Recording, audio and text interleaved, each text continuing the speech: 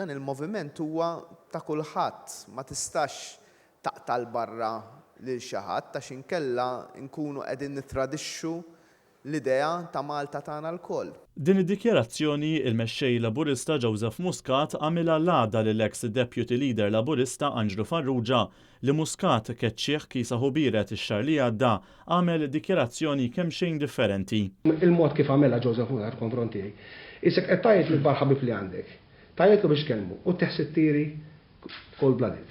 Political murder. Fliklin Muscat kienet jieħu sem fil-programm Fis-Sustanza, meta għal darb'oħra sewqu kif ukoll il-preżentaturi injoraw għal kollox id-dikjarazzjonijiet xokkanti li għamel Angelo Farrugia.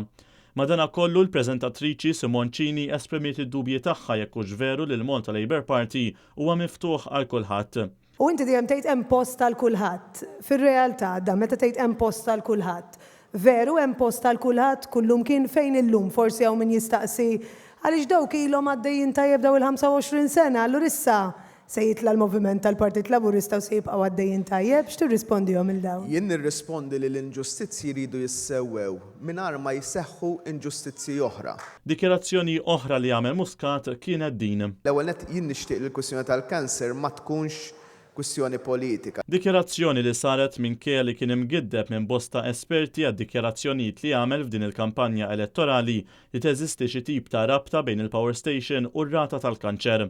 Muscat kien ikkritikat minn bosta għal fatt li kienet juża l-marda tal-kanċer b'mod qarriqi għal gwadan politiku. U fuq nota kemm xejn umoristika fl-Iklin għat-tieni darba fl-istess ġurnata lil Muscat gerfxuh ma' Alfred Sant. L-aħħar domanda, Dr. Sant, skużani, Dr. Muscat. Nilqgħu lill-mexxej tal-Partit Laburista, Dr. Alfred Sant. Skużawni, nilqgħu l-mexxej tal-Partit Laburista, Dr. Joseph Muscat. Xrobblu xi ħaġa Simon Le laqas xejn għax ma nix qasdik li skuża m'għandi. Matthew Bonnet, Net News.